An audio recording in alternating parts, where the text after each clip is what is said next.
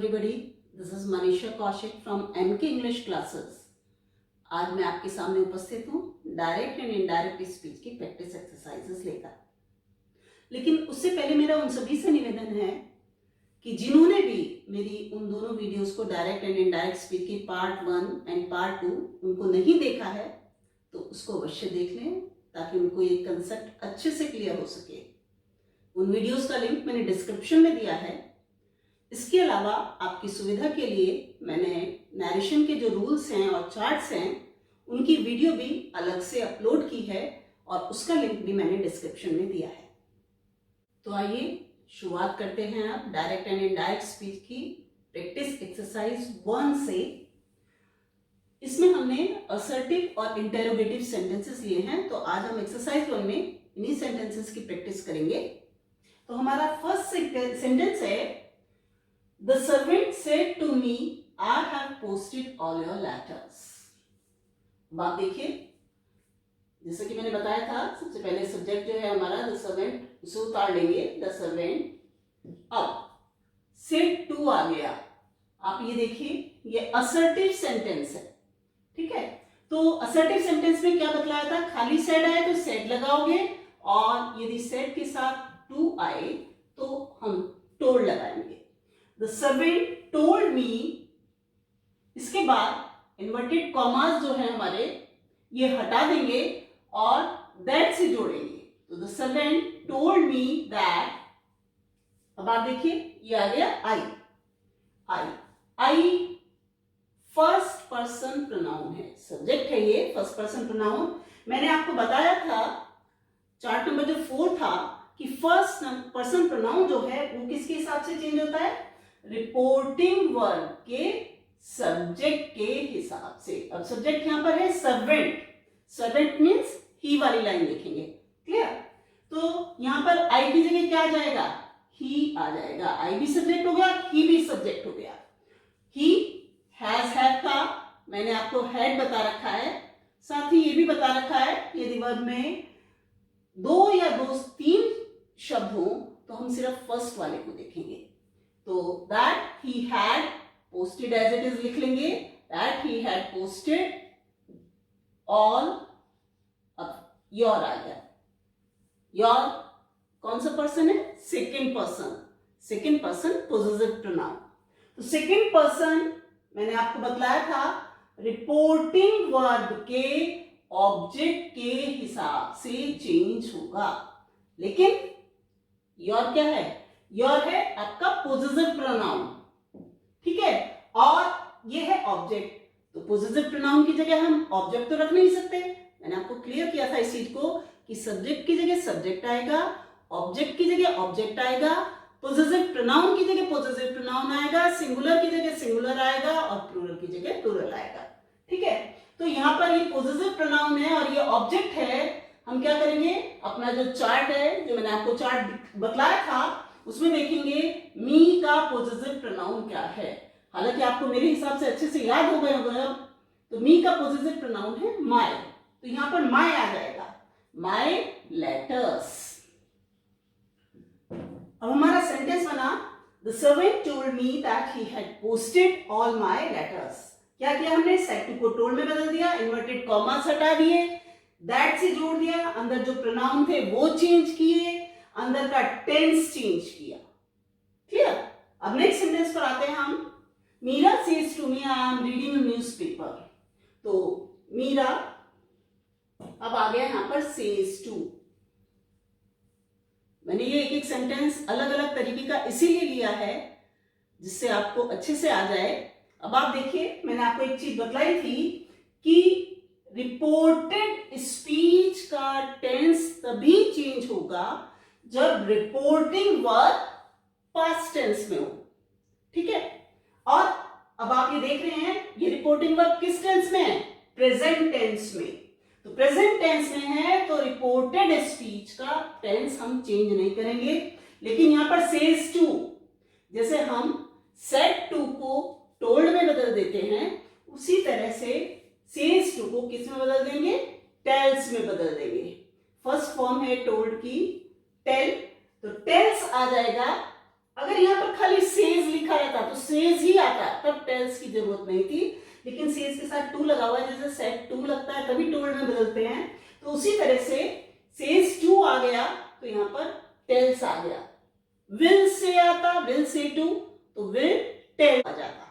ठीक है, तो Meera tells me, inverted comma हटाएंगे, दैट लगाएंगे, Meera tells me that, I first person pronoun है, यहां से रिपोर्टिंग वर्ब के सब्जेक्ट से चेंज होगा, मीरा मीन्स शी आ जाएगा, शी। अब एम, वैसे तो मैंने आपको बताया इज ए मार्क का वॉज ए वर हो जाता है, लेकिन अब ये क्या हुआ यहाँ पर, ये रिपोर्टिंग वर्ब हमारा प्रेजेंट टेंस में, तो अब हम अंदर का टेंस नहीं करेंगे, इज एम आर की जगह इज एम आर ही रहने देंगे, लेकिन एम आई के साथ लगता है, शी के साथ क्या लगता है, इज लगता है, तो यहाँ पर इज आ जाएगा। She is reading a newspaper, she is reading a newspaper.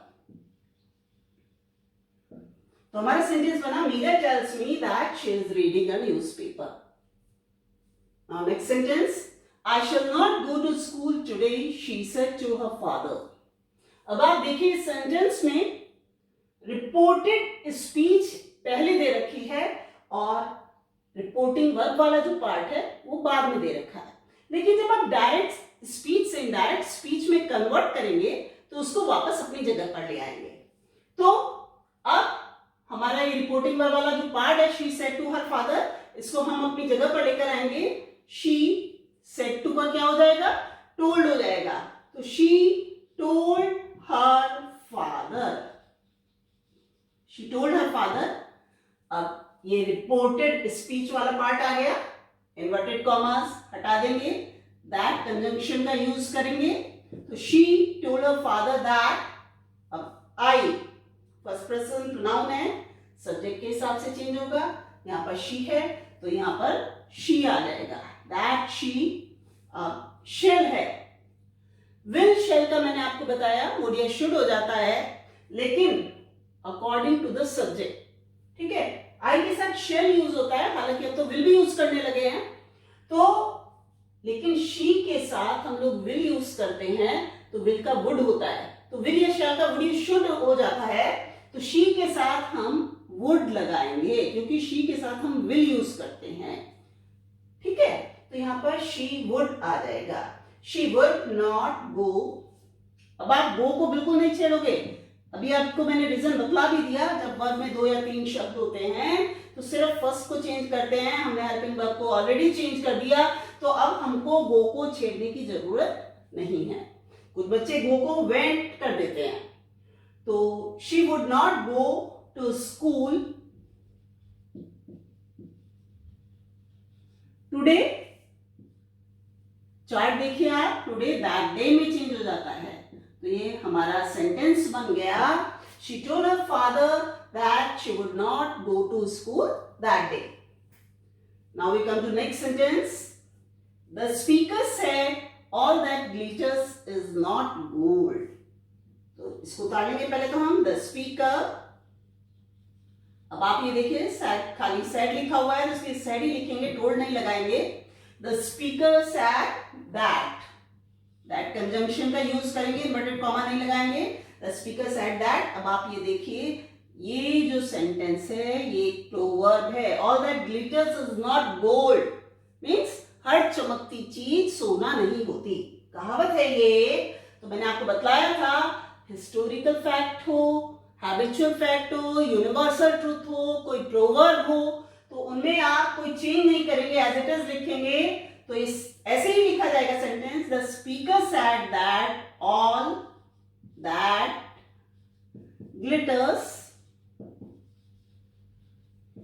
Is not gold. हमारा सेंटेंस बन गया, कोई चेंज नहीं करा हमने इसमें, केवल दैट से जोड़ा क्योंकि ये एक प्रोवर्ब थी, the speaker said that all that glitters is not gold, इसको हमने वॉज में चेंज नहीं करा। ठीक है, अब ये हमारा 5th सेंटेंस है, इसे देखिए, father said I have bought a bike for you my son. अब इस सेंटेंस में आप देखिए, फादर इसमें जिसको एड्रेस किया जा रहा है सन, अब आप देखिए मैंने आपको पहले भी बताया था ये रिपोर्टेड स्पीच के अंदर दिया हुआ है, मतलब फादर जिससे बात कर रहा है ऑब्जेक्ट वो रिपोर्टेड स्पीच के अंदर दिया हुआ है, लेकिन जब आप डायरेक्ट से इनडायरेक्ट में कन्वर्ट करेंगे तो उसको क्या करेंगे, वापस अपनी जगह पर लेकर आएंगे। फादर ने कहा मैंने तुम्हारे लिए एक बाइक खरीदी है मेरे बेटे, तो फादर ने अपने बेटे से कहा कि उसने उसके लिए एक बाइक खरीदी है, हमें इस तरीके से बनाना है। तो फादर अब टोल्ड हो जाएगा क्योंकि यहाँ पर ऑब्जेक्ट हम लेकर आ रहे हैं अपनी जगह पर। फादर टोल्ड माय सन नहीं होगा, हिज सन हो जाएगा, मेरे बेटे से थोड़ी कहा है, फादर ने अपने बेटे से कहा है। तो फादर मतलब ही का हिज होता है, तो यहाँ पर हिज हो जाएगा। Father told his son, inverted comma हटा देंगे हम, दैट लगा देंगे, दैट आई फादर के हिसाब से ही हो जाएगा। हैज आपका had, he had bought a bike for you. you second person pronoun है, किसके हिसाब से चेंज होगा, ऑब्जेक्ट के हिसाब से। ऑब्जेक्ट में हमें क्या मिला है, सन। सन मीन्स ही वाली लाइन देखेंगे, ही का ऑब्जेक्ट क्या होता है, हिम होता है, तो यहां पर हम हिम लगा देंगे। ये चीज ध्यान रखिए, यू सब्जेक्ट भी होता है और ऑब्जेक्ट भी, मैंने पहले भी आपको बताया था, वर्ब से पहले आए तो सब्जेक्ट और वर्ब के बाद आए तो ऑब्जेक्ट, ही वर्ब के बाद आ रहा है तो इसे ऑब्जेक्ट है तो यू की जगह हिम आ जाएगा। Father told his son that he had bought a bike for him. ये मैंने सारे अलग अलग तरीके के सेंटेंस लिए हैं। अब नेक्स्ट सेंटेंस देखिए, the boy said yes I have stolen this book. केवल एक हल्का सा अंतर है इसमें यस का, तो इस सेंटेंस को हम कैसे करेंगे, ये देखिए, द बॉय, अब यहां पर बॉय ने कहा हाँ मैंने यह बुक चुराई है, तो इस सेंटेंस में हम टोल्ड यूज करने की बजाय या सेड यूज करने की बजाय हम बॉय ने स्वीकार किया, लड़के ने स्वीकार किया कि उसने वे किताब चुराई है, तो यहां पर हम स्वीकार करने की इंग्लिश यूज करेंगे। स्वीकार करने में यस इंक्लूड हो जाएगा, तो टोल्ड या सेड की बजाय हम यहाँ पर एक्सेप्टेड लगाएंगे। अगर हम यहाँ पर एक्सेप्टेड लगाएंगे मतलब लड़के ने एक्सेप्ट किया, यस जो है वो इसके अंदर आ गया, अब हमें यस लगाने की जरूरत नहीं है, ठीक है। तो द बॉय एक्सेप्टेड, लड़के ने एक्सेप्ट किया दैट की, ठीक है, दैट से जोड़ दिया। अब बाकी पूरा सेंटेंस बिल्कुल एज इट इज वैसे ही बनाएंगे। आई फर्स्ट पर्सन है, बॉय के हिसाब से ही हो जाएगा। हैज हैड में बताया ही आपको, he had stolen this, that में चेंज हो जाता है तो दैट बुक, ठीक है। इसमें थोड़ा सा जरूरी नहीं कि बिल्कुल जैसा रूल है सेम कि सेड टू का टोल्ड बताया है तो टोल्ड यूज करना है, ऐसा नहीं है। सेंटेंस की सेंस के हिसाब से आपको यदि कुछ और ठीक लगता है तो आप उसको यूज कर सकते हैं। अब हमारा नेक्स्ट सेंटेंस है, she said to me yesterday I will return your book tomorrow. तो सेंटेंस क्या बनेगा, शी टोल्ड मी, ये सेंटेंस भी मैंने आपको जानबूझकर लिखा है क्योंकि कंपटीशन में मतलब कुछ इस तरह का सेंटेंस आ जाता है। आप ये देखिए, यस्टरडे जो है रिपोर्टिंग वाले पार्ट में दे रखा है, तो कहीं क्या करते हैं, यस्टरडे का द प्रीवियस डे कर देते हैं, इसीलिए मैंने ये सेंटेंस जानबूझकर लिखा है। ध्यान रखना, यस्टरडे यदि रिपोर्टेड स्पीच के अंदर आए तभी उसको चेंज करेंगे, यदि बाहर आए तो हम उसको चेंज नहीं करेंगे, उसको एज इट इज लिख देंगे। तो शी टोल्ड मी यस्टरडे, इसीलिए मैंने ये सेंटेंस लिखा था, she told me yesterday that से जोड़ेंगे इसको, आई का फर्स्ट पर्सन है, सब्जेक्ट के हिसाब से शी हो जाएगा, शी विल का वुड हो जाएगा, शी वुड रिटर्न, रिटर्न में हम कोई चेंज नहीं करेंगे क्योंकि विल में चेंज कर दिया है। योर सेकेंड पर्सन प्रोनाउन है, ऑब्जेक्ट से चेंज होगा, मैं आपको अभी बताया था माय होता है तो माय आ जाएगा, she would return my book. और टुमारो को मैंने बताया आपको the next day, she would returned my book the next day. Clear? अब नेक्स्ट सेंटेंस देखिए, my mother said to me, if you do not work hard you will fail. अब आप देखिए कंडीशनल सेंटेंस है, इफ वाला sentence है, ये दो पार्ट में है ये सेंटेंस भी मैंने आपको जानबूझकर लिखा है। अब आप देखिए इस सेंटेंस को कैसे करेंगे। माय मदर टोल्ड मी, ठीक है, दैट, यहां तक तो हमने कर दिया, बिल्कुल उसी तरह से इन्वर्टेड कॉमा हटा दिए। अब अगर इस तरह के सेंटेंस आते हैं तो इसमें क्या करेंगे, जो दोनों पार्ट हैं, ये जो इफ वाला पार्ट है इसे हालांकि हम शुरू में रख के भी बना सकते हैं, लेकिन बेटर क्या है, ये इफ वाला पार्ट जो है इसको हम बाद में बनाएं, यू विल फेल वाला पार्ट जो है उसको पहले बनाएं, तो हमारा सेंटेंस जो है वो ज्यादा अच्छा बनेगा। तो my mother told me if you do not work hard, यदि तुम हार्ड वर्क नहीं करोगे यू विल फेल, तो तुम फेल हो जाओगे। तो मेरी मदर ने कहा दैट, कि मैं फेल हो जाऊंगा। पहले यू विल फेल का बनाओ, यू जो है मी के हिसाब से वर्ब से पहले आ रहा है, सब्जेक्ट है, तो सब्जेक्ट, मी का सब्जेक्ट क्या हुआ, आई। उस चार्ट में देखिए मी का सब्जेक्ट आई होता है, पोजेसिव माई होता है, तो आई विल का वुड शुड कुछ भी लिख सकते हो यहां पर, आई वुड फेल।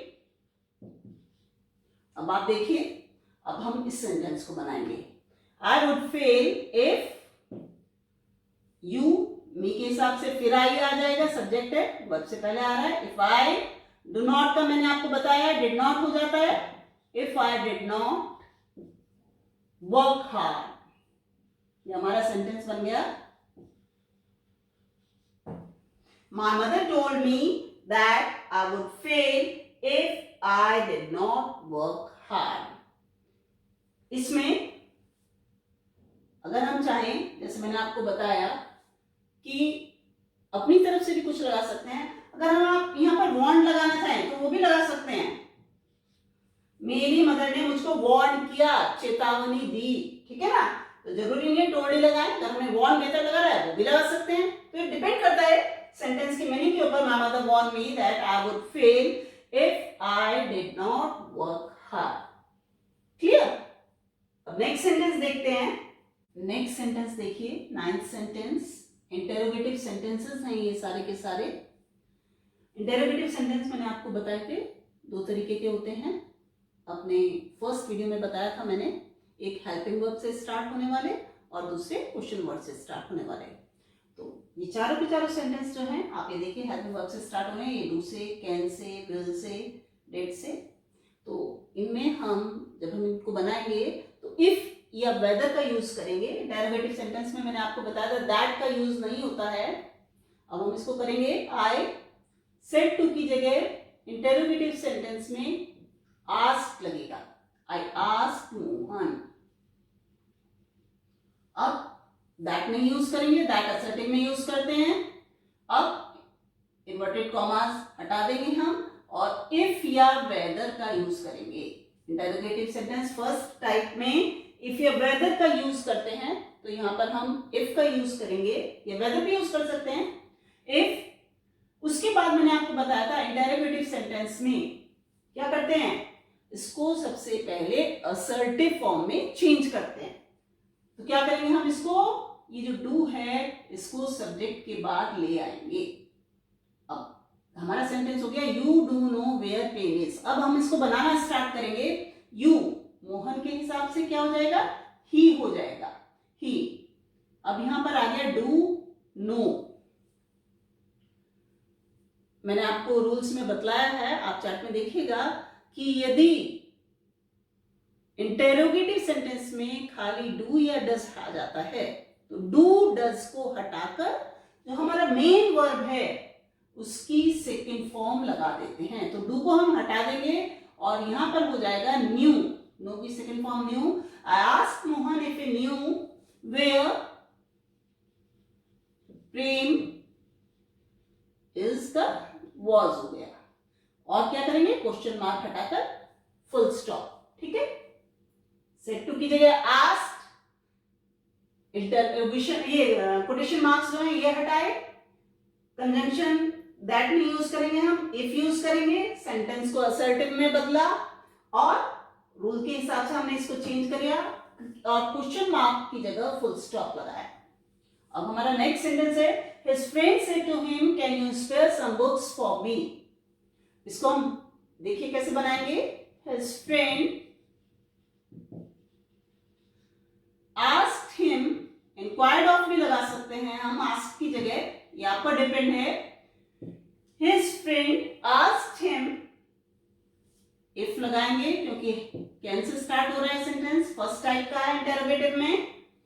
अब if लगाया, सब्जेक्ट के बाद ले जाएंगे इसको। if you him के हिसाब से किस चीज में चेंज हो गया, he में।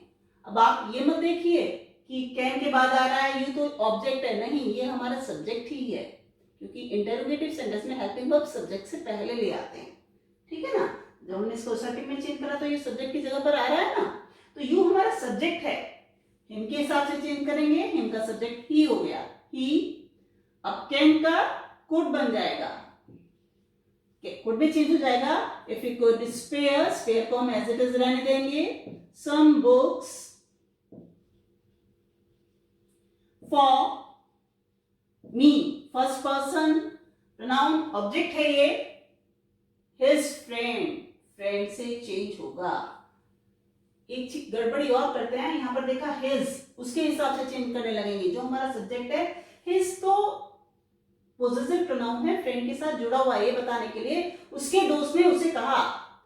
अब खाली हम दोस्त करेंगे कि दोस्त ने उसे कहा तो अजीब सा लगेगा, हमें ये बताना तो पड़ेगा कि किसका दोस्त है।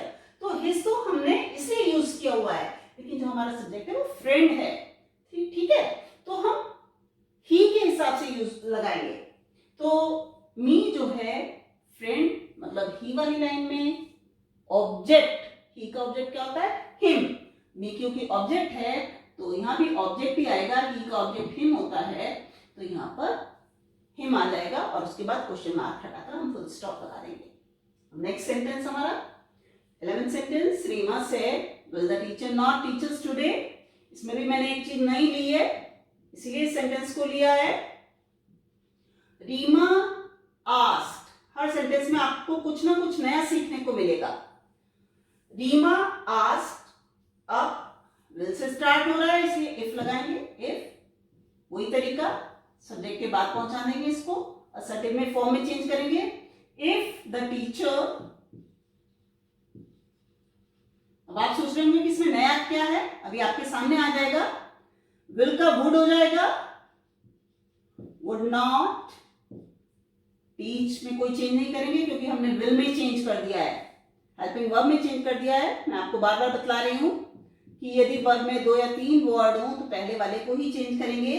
If the teacher would not teach, अब नई चीज जो है उस पर आ जाइए जिसमें बच्चे गलती भी करते हैं, अस।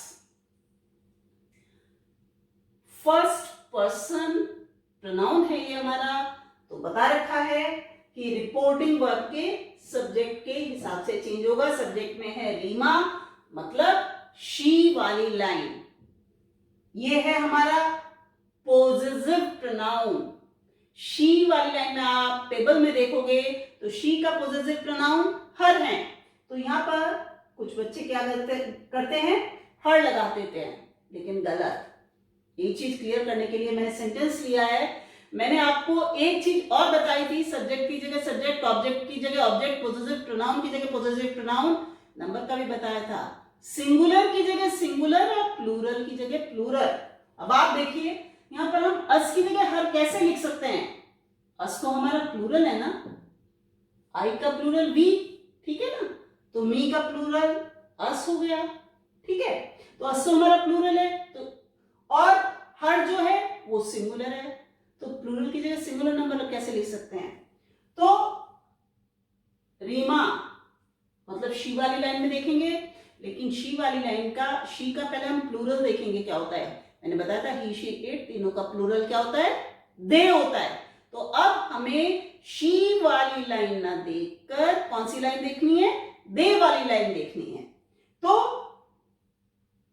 ये हमारा ऑब्जेक्ट है, ठीक है। दे वाली लाइन में दे का ऑब्जेक्ट क्या होगा, देम होगा।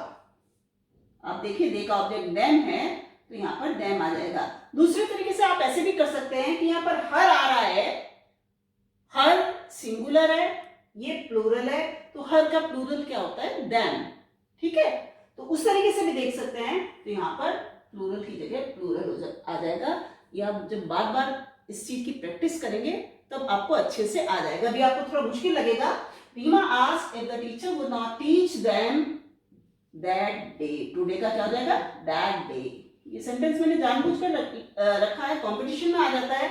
ये जो 4 ऑप्शंस दिए होते हैं यहाँ पर हर लगा देते हैं, तो बच्चे तो ये देखकर कि यहाँ पर हर आना चाहिए वो कर देते हैं। तो इसीलिए ये चीज क्लियर करने के लिए सेंटेंस रखा है। अब आप अगले सेंटेंस पर आइए। The teacher said to the students, "Did you solve these questions?" अब the teacher asked the students,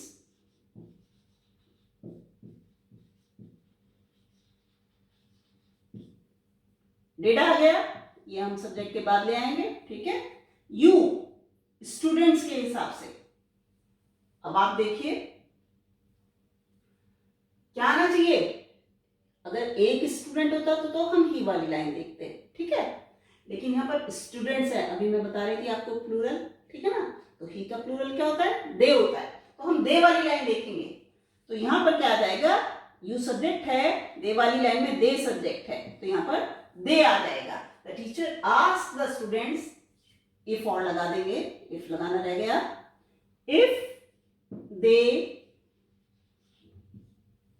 you की जगह दे आ गया। अब आ गया डिड। मैंने आपको बताया यदि डिड आए तो क्या करेंगे? हैड प्लस वर्ब की थर्ड फॉर्म, वो आप चार्ट में देखिएगा। If they had, third form, had plus verb की थर्ड फॉर्म बतलाया है, सॉल्व की थर्ड फॉर्म सॉल्व हो जाएगी। तो if they had solve, this का भी आपको चार्ट में बताया है, दोज में चेंज हो जाता है, those questions.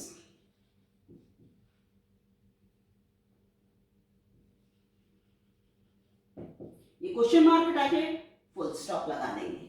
The teacher asked the students if they had solved those questions. अब हम आते हैं क्वेश्चन वर्ड वाले इंटरोगेटिव सेंटेंसेस पर। इनमें मैंने आपको बताया इफ या वेदर नहीं लगेगा, बल्कि इफ या वेदर की जगह जो क्वेश्चन वर्ड है वही लगेगा।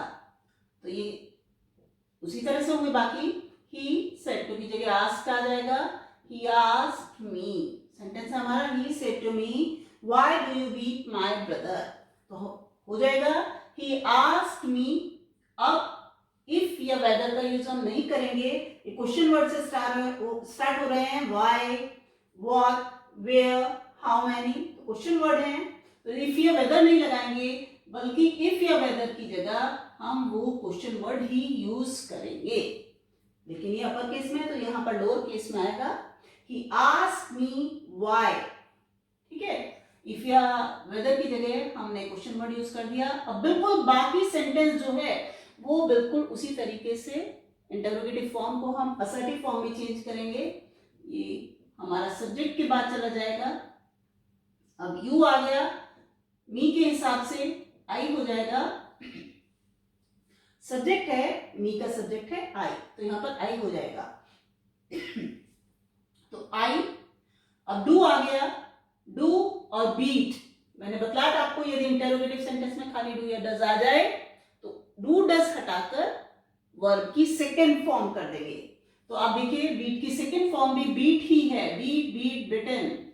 तो बीट आ जाएगा। Why I beat, my first person pronoun है, ये हमारा चेंज होगा रिपोर्टिंग वर्ब के सब्जेक्ट से। यहां पर है ही, ये पोजेसिव प्रोनाउन है, ही का पोजेसिव प्रोनाउन चाहिए हमें। ही का पोजेसिव प्रोनाउन क्या होता है? His, he, him, his. He asked me why I beat his brother. तो ये सेंटेंस हो गया हमारा। क्वेश्चन मार्क हटाकर हमने यहाँ पर फुल स्टॉप लगा दिया। बहुत अच्छे से ध्यान रखना है, जब भी इंटरोगेटिव सेंटेंसेस को हम इसमें डायरेक्ट स्पीच को चेंज करते हैं तो क्वेश्चन मार्क हटाकर फुल स्टॉप लगाते हैं। तो he asked me why I beat his brother. Next sentence is what do you want? He said to her. अब आप देखिए इसमें भी रिपोर्टेड स्पीच पहले दे रखी है और रिपोर्टिंग वर्ब वाला पार्ट बाद में, हम उसको उसी जगह पर लेकर आएंगे। ही सेड टू हर का हो जाएगा ही आस्क्ड हर। अब ये भी देखिए आप, क्वेश्चन वर्ड से स्टार्ट है तो इफ या वेदर नहीं लगाएंगे, और दैट का तो मतलब ही नहीं होता, दैट तो असर्टिव में यूज होता है। तो इफ या वेदर की जगह हम क्वेश्चन वर्ड लगाएंगे व्हाट। अब डू हमारा सब्जेक्ट के बाद चला गया, यू आ गया। यू ऑब्जेक्ट के हिसाब से चेंज होगा, ऑब्जेक्ट है हमारा हर, ठीक है, लेकिन यू सब्जेक्ट है और हर ऑब्जेक्ट है। हमें सब्जेक्ट चाहिए तो हर का सब्जेक्ट क्या होगा, शी वाली लाइन में देखिए, शी सब्जेक्ट है, हर ऑब्जेक्ट है और हर ही पोजेसिव प्रोनाउन है। तो हर का सब्जेक्ट क्या हुआ, शी हो गया, तो हम यहां पर यू की जगह शी लिख देंगे, व्हाट शी। अब यू के बाद क्या आया, डू, फिर से वही वाली बात आ गई है, यहां पर भी खाली डू आया इंटरोगेटिव सेंटेंस में, डू को हटा देंगे और वर्ब की सेकंड फॉर्म, मेन वर्ब की सेकंड फॉर्म, वांट की सेकंड फॉर्म क्या हो गई, wanted, full stop. He asked her what she wanted. What do you want? He said to her. He asked her what she wanted. Now next sentence. My uncle said, "Where is your father?" अब इसको कैसे करेंगे हम? My uncle asked. My uncle asked, "Where is your father?" यहाँ पे आप object लगाना चाहते हो, मेरे अंकल है, मुझसे पूछ रहे हैं तुम्हारे फादर कहाँ हैं, तो मुझसे पूछ रहे हैं, मी लगा भी सकते हो और नहीं भी। My uncle asked where, question word लगा दोगे। अब ये इज, देखिए आप इस सेंटेंस को, ये मैंने आपको जब डायरेक्ट इनडायरेक्ट समझा रही थी तभी ये चीज बतलाई थी। कई बच्चे गलती क्या करते हैं, इसको यहां पर ले आते हैं, लेकिन ये पोजेसिव प्रोनाउन है। पोजेसिव प्रोनाउन के साथ नाउन या नाउन जरूर आता है बाद में, तो इसको हम, क्योंकि ये खाली नहीं लिखा जाता, यहां पर नहीं ला सकते। इज जो है पोजेसिव प्रोनाउन, ये इसके साथ जुड़ा हुआ है, तुम्हारे पिता कहाँ हैं, तो इज जो है यहां नहीं आएगा हमारा, इज जो है हमारा यहाँ पर आएगा। ध्यान रखना, जब भी हेल्पिंग वर्ब हमें इधर लेकर जाना हो और पोजेसिव प्रोनाउन आ रहा हो, तो आप जो है उस हेल्पिंग वर्ब को पोजेसिव प्रोनाउन के साथ जो नाउन जुड़ा हुआ है उसके बाद रखेंगे, ठीक है। तो वेयर, अब आ गया योर ऑब्जेक्ट से चेंज होगा। ऑब्जेक्ट मैंने अभी आपको बताया कौन होगा, मी, ठीक है, लेकिन योर पोजेसिव प्रोनाउन है, मी का पोजेसिव प्रोनाउन क्या हुआ, माय, तो यहां पर क्या आ गया, माय आ गया। वेयर माय फादर, इज का क्या हो जाएगा, was, where my father was. My uncle asked where my father was. ये जो प्रोनाउन चेंज करने हैं, ये आपको जब तक आप प्रैक्टिस नहीं करेंगे तब तक नहीं आ पाएंगे। तो आपको एक तो वो टेबल बहुत अच्छे से याद होनी चाहिए, और इन सेंटेंसेस की बार बार प्रैक्टिस करो, बार बार वीडियो देखो और बार बार उन सेंटेंसेस की प्रैक्टिस करो, तो ये आपके माइंड में बहुत अच्छे से सेट हो जाएंगे। नेक्स्ट सेंटेंस है, she said to me, how many books do you have? इसको हम कैसे करेंगे, she asked me, question word है हमारा, हाउ मैनी, तुम्हारे पास कितनी किताबें हैं। तो अब देखो, ये हाउ मैनी हाउ मच के साथ जो ये नाउन है वो जुड़ा रहता है, ये भी ध्यान रखना, ठीक है ना, जैसे पोजेसिव प्रोनाउन के साथ है, इसी तरह हाउ मैनी या हाउ मच, इनके साथ जो नाउन है वो जुड़ा हुआ रहता है, तो हमारा पूरा क्वेश्चन वर्ड बन जाता है, हाउ मैनी बुक्स। तो she asked me how many books, कितनी बुक्स, how many books। अब ये हमारा हेल्पिंग वर्ब आ गया, इसको हम यहां पर ले आएंगे सब्जेक्ट के बाद, ठीक है। तो यू मी के हिसाब से चेंज हुआ, यू सब्जेक्ट है, मी का सब्जेक्ट क्या हो गया, आई हो गया, ठीक है, हाउ मैनी बुक्स आई। अब फिर वही डू वाला सेंटेंस फिर से आ गया, इंटरोगेटिव सेंटेंस में खाली डू आ रहा है। जब इंटरोगेटिव सेंटेंस में खाली डू या डज आता है तो मैंने बताया डू या डज हटा देते हैं और वर्ब की सेकंड फॉर्म। और यदि डू या डज के साथ नॉट भी लगा हुआ हो तब हम डिड नॉट कर देंगे, तब डूडल्स हटाएंगे नहीं, तब डिड नॉट कर देंगे, ठीक है ना। लेकिन यहाँ पर खाली डू आ रहा है तो इसको हटा देंगे हम और सेकेंड फॉर्म लगा देंगे। आपको सेकेंड फॉर्म हैड होती है, सेकेंड भी और थर्ड भी, ठीक है ना। तो हैव फर्स्ट फॉर्म होती है she asked me how many books I had, और क्वेश्चन मार्क हटा के हम फुल स्टॉप लगा देंगे। ये ध्यान रखो, हैव फर्स्ट फॉर्म होती है और हैड सेकेंड फॉर्म भी होती है और थर्ड फॉर्म भी होती है। तो हमारा सेंटेंस बन गया she asked me how many books I had. ये तो थी हमारी डायरेक्ट एंड इनडायरेक्ट स्पीच की प्रैक्टिस एक्सरसाइज फर्स्ट, जिसमें हमने असर्टिव और इंटरोगेटिव सेंटेंसेस किए। मुझे उम्मीद है कि ये सेंटेंसेस आपको अच्छे से समझ में आ गए होंगे। और फिर भी यदि आपको किसी तरह का कोई कंफ्यूजन है तो आप कमेंट सेक्शन में जाकर मुझसे अपना डाउट क्लियर कर सकते हैं, मैं आपको रिप्लाई जरूर दूंगी। साथ ही मैं आपसे ये उम्मीद भी करती हूँ कि आपके जो भी फ्रेंड्स या जो भी परिचित होम एग्जाम, बोर्ड एग्जाम या कॉम्पिटिटिव एग्जाम्स की तैयारी कर रहे हैं तो उन्हें ये वीडियोस ज़्यादा से ज़्यादा शेयर कीजिए ताकि सभी लोग इसका लाभ उठा सकें। नेक्स्ट हम मिलेंगे डायरेक्ट एंड इनडायरेक्ट स्पीच की प्रैक्टिस एक्सरसाइज 2 के साथ, जिसमें हम imperative, exclamatory and optative sentences करेंगे। तब तक के लिए good bye and take care. और यदि आपको मेरी ये वीडियो पसंद आई हो तो कृपया इसको लाइक, शेयर एंड सब्सक्राइब करना मत भूलिएगा। Thank you.